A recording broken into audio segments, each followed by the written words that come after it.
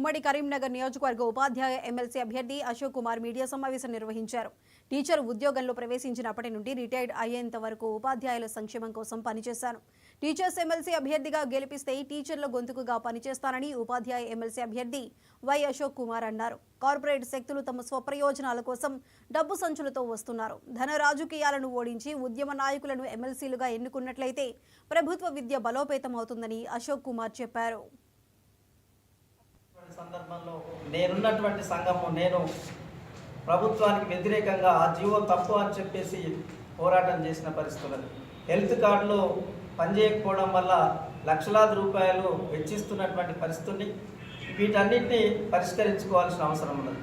KGBV లాంటి అత్యంత దయనీయ పరిస్థితుల్లో పనిచేస్తున్న వాళ్లకు కనీస వేతనం ఇప్పించాల్సినటువంటి అవసరం ఉంది. అలాగే మోడల్ స్కూళ్ళకు సంబంధించిన సమస్యలున్నాయి, రెసిడెన్షియల్ స్కూళ్ళకు సంబంధించినటువంటి సమస్యలు ఉన్నాయి. అట్లా ఒక్కొక్కరికి ఒక్కో రకమైనటువంటి సమస్య ఉంది. వీటన్నిటిని అడ్రస్ చేయాలంటే ఒక కన్సర్న్ ఉన్నటువంటి వ్యక్తిగా నాకు అనుభవం ఉంది. అట్లాగే పరిష్కరించేటువంటి చిత్తశుద్ధి ఉంది. నాకు ఎలాంటి వ్యాపారాలు కానీ భిన్న దృక్పథాలు కానీ ఇతర అవసరాలు కానీ నాకేమీ లేవు.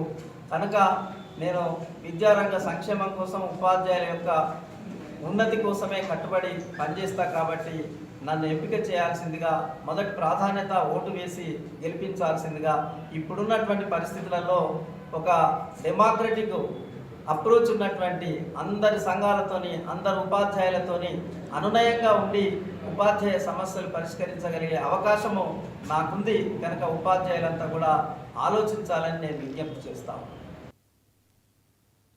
ఇవి ఇప్పటివరకు అప్డేట్స్. Keep watching.